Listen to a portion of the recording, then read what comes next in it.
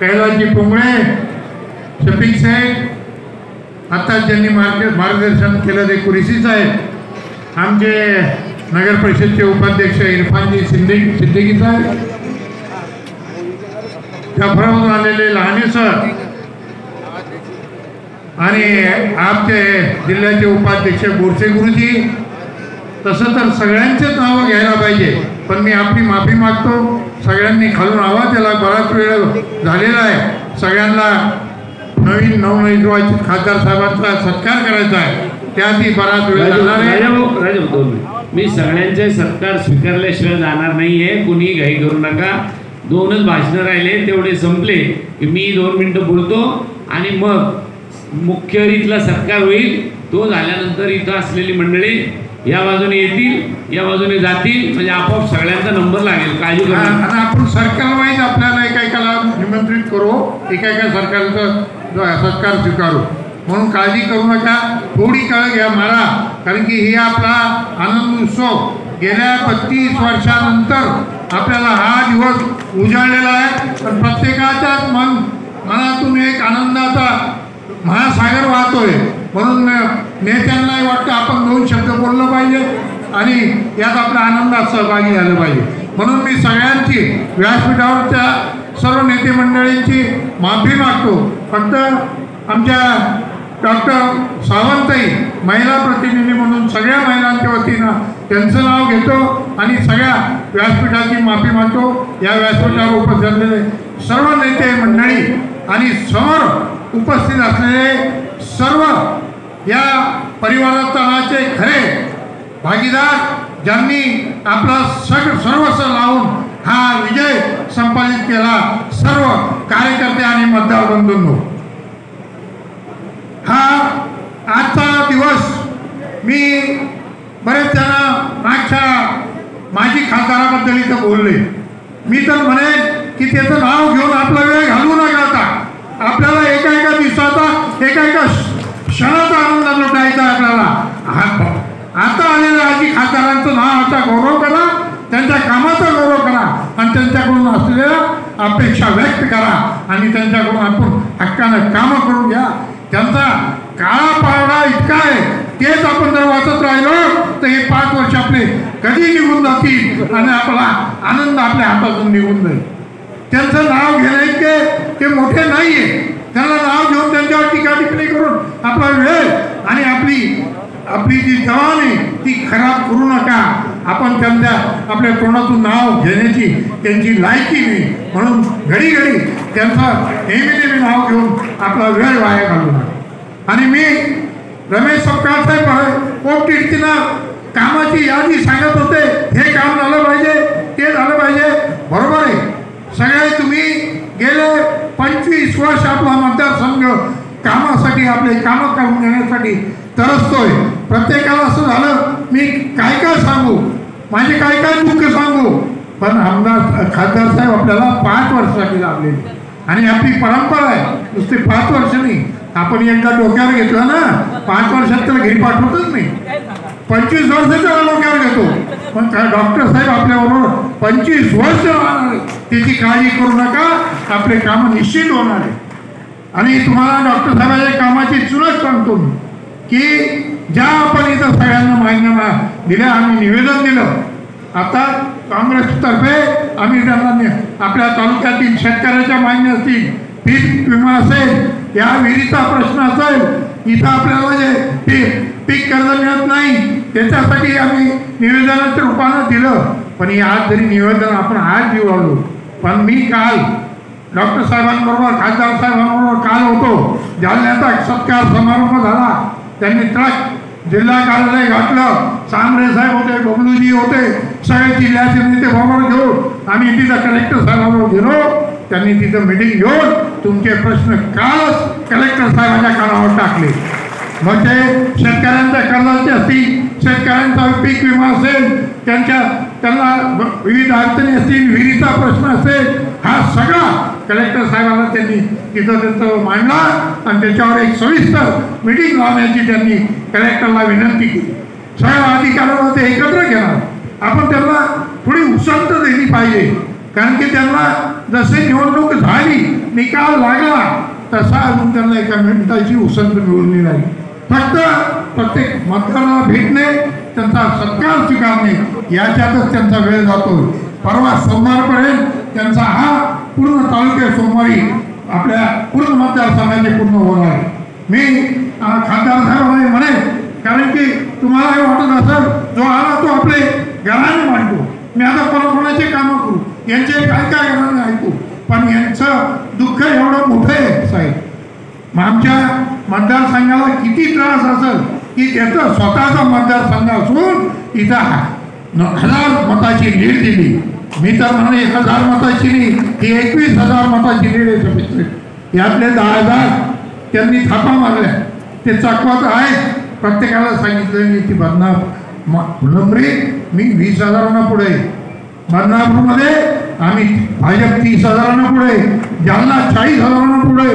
लोक घाबरले, अरे बाबा हा लोकांनी आहेत, परत आपलं गाव मायनस दिसलं आपल्याला ठेचल्याशिवाय राहणार नाही, म्हणून 10,000 ते 15,000 लोकांनी धाकाबुकीला मतदान दिलेलं आहे.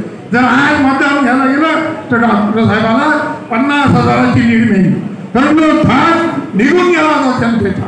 आणि शफीक साहेब 2 दिवस त्यांनी शेवटचे 2 दिवस पैशाचा महापूर व्हायला. तुम्हाला माहिती आहे आपल्या बांगल्यावर बऱ्याच ठिकाणी आपल्या भोकरदनमध्येही त्यांना पैसे 1,000 2,000 मतं देण्यासाठी आणि प्रत्येक ग्रामीण भागातील गरीब माणसाला बिचाऱ्यांना ज्यांना राजकारणातलं ज्ञान नाही आयशाला पैशानं विकत घेण्याचा प्रयत्न केला.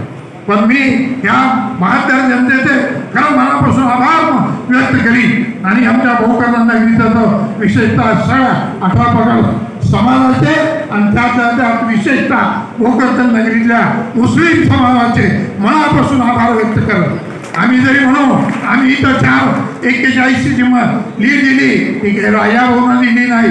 ह्या सर्वसामान्य जनतेने, सर्वसामान्य कार्यकर्त्यांची, त्यांनी तळागाळातल्या कार्यकर्त्यांनी जीवाचं रान करून त्या ह्या आमच्या भोकरदन शहरातून लीड दिली. या भोकरदन शहराचं एवढं पाप या खासदारांना या आमदारांना केलं.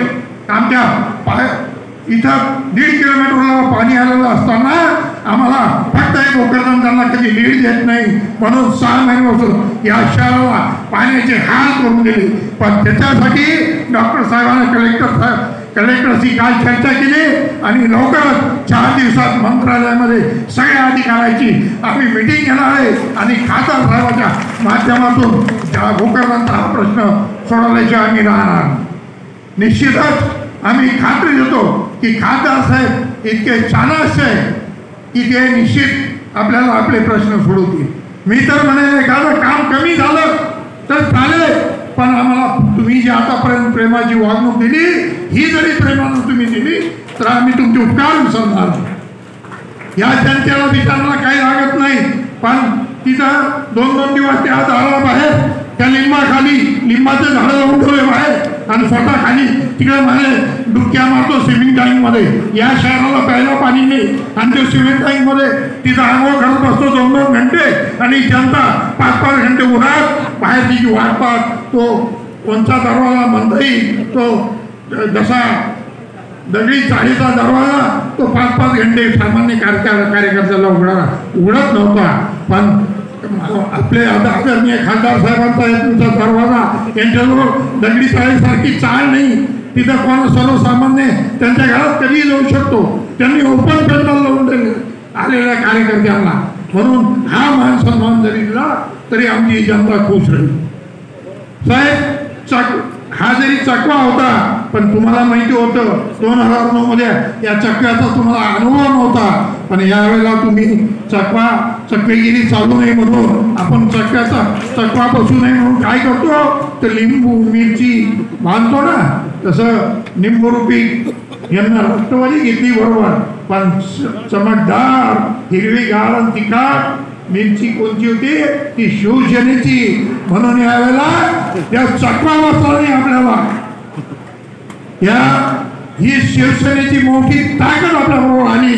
म्हणून तळागाळात प्रत्येक गावात आपल्याला कार्यकर्त्यांची फाळकुपी करता आली. राष्ट्रवादी असेल, सेना असेल, काँग्रेस असेल एका दिलानं ती उभी राहिली. आणि आता सगळ्यांनी सांगितलं शफिक शेखना 10 आमदार फिरवाले. अरे 10 ने 50 फिरवले शफिक शेख. खासदार साहेबाचा जेव्हा उमेदवारी मागताना खासदार साहेबाच्या खाना लावून एकत्र आम्ही 3-4 लोक काँग्रेसचे तिकीट मागत होतो. पण तिकीट डिक्लेअर व्हायच्या आधी सभा घेऊन सगळ्यांना सांगितलं होतं तिकीट कोणाला मिळो एका दिनानं आणि कोणत्याही पक्षाला मिळो अशा तिकीट डिक्लेअर व्हायच्या आधी आणि आघाडी डिक्लेअर व्हायच्या आधी आम्ही जागा प्रत्येक तालुक्यात सभा घेतली आणि तिथं सांगितलं यावेळेला आपल्याला कोणालाही जरी तिकीट मिळलं कोणत्याही पक्षाला मिळालं तर आपण एकत्र काम करू. 10 ने 25 होत्या शफिक शेख मनाची अवस्था करू द्या आमदार होण्याची. पण ज्या दिवशी तिकीट डिक्लेअर होईल निश्चित त्या स्पर्धेत जसे बबलूचे होते आणि सांगळे साहेब प्रत्येक याच्यात सांगतात आम्ही दोघंही उमेदवार आहेत. पण ज्याचा तिकीट डिक्लेअर होईल त्याचा प्रचार प्रमुख दुसरा राहील ही ग्वाही सगळ्या जनतेला देतात आणि दोघेही प्रचारही एकत्र करतात. त्याच पद्धतीनं आम्ही सांगतो निश्चित तिकीटही आम्ही आमदार साहेबांच्या समोर सांगतो आम्ही आमच्या काँग्रेसला जागा सोडून घेण्याचा प्रयत्न करू तिकीटही मागू. पण आघाडी ज्याला तिकीट देईल त्याचा इमानद्वारे काम करू त्याच्या खाना लावू. त्याला नुसतं तन मन बाकीचे धन लावत नाही. आम्ही तन मन धनही लावतो जरी आम्हाला नाही मिळालं ज्यालाही आघाडीचं मिळेल त्याला धन लावून नाही निवडून आणण्याचं काम आम्ही निश्चित करू. ज्यावेळेला आपली पोट निवडणूक झाली त्यावेळेला आमच्या या मतदारसंघात 10 नगरसेवक होते. 4 जिल्हा परिषद सदस्य काँग्रेसचे होते.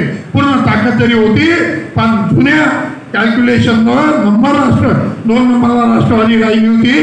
पण तिकीट चंद्रकांतजी दानवे यांना सुटलं तर त्यांना विचारा गाडी घोडा सगळ्या ताकदीनं मी माझ्याच गाडी चंद्रकांत दानवे साहेबांना घेऊन फिरलो आणि पूर्ण मतदारसंघ दसपुते साहेब आमदार साहेब आणि मी तिघाही एकाच गाडी आम्ही कुठली अपेक्षा न ठेवता ज्या पद्धतीनं पोटनिवडणुकीला काम केलं तसं यावेळेलाही माझ्या नवनाथ तिकीट मिळो का रमेश गव्हाणला मिळो का चंद्रकांत दानवेला मिळो का अजून कोणाला मिळो जरा आम्हाला मिळालं तुम्ही मनापासून साथ केला तुम्हाला मिळालं आम्ही पूर्ण ताकदीनं तुमच्याबरोबर राहू. आणि आता तर स्पर्धा लावा तुम्ही तुमच्याजवळ लोक रोज दारात येतील तुम्ही म्हणा कोणी गावात नाही आमदार मग रोज दारात येतील तुमची किंमत वाढेल. मग चंद्रकांत दानवे जोरात पडतील राजाभाऊ जोरात पडतील गावात जोरात पडतील आणि ज्याला तिकीट भेटलं त्याच्यावर तुम्ही शेवटी तुम्ही जे ठरवा तोच आमदार होत असतो.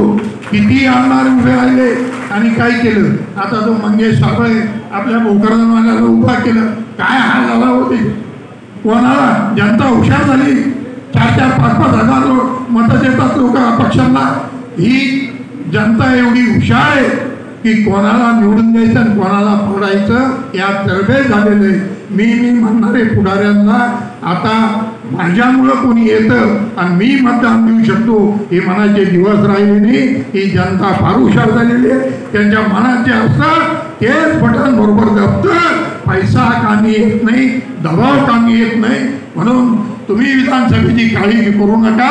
जसे खासदार निवडून आणले तसा महाविकास आघाडीचा आमदार आपण या मतदारसंघातून निवडून आणू एवढी ग्वाही मी काँग्रेसतर्फे आपल्याला देतो. आणि खासदार साहेबांना आपल्या सर्वांतर्फे मनपूर्वक आघाडीतर्फे नुसतं काँग्रेस पक्षातर्फे आघाडीतर्फे मनापासून खूप खूप शुभेच्छा देतो.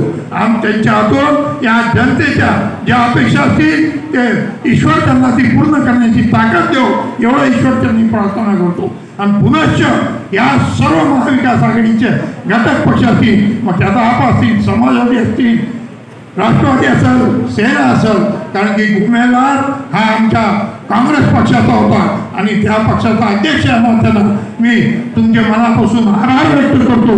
तुम्हाला धन्यवाद देतो. तुम्ही जी हिंमत दाखवली त्या हिमतीचं चीज या नवीन खासदार निवडून देण्याच्या माध्यमातून तुम्ही करून दाखवलं त्याबद्दल सर्व जनतेचं मनपूर्वक आभार मानतो आणि डॉक्टर साहेबांना पुनश्च खूप खूप शुभेच्छा देतो. जय हिंद जय धन्यवाद भाऊ.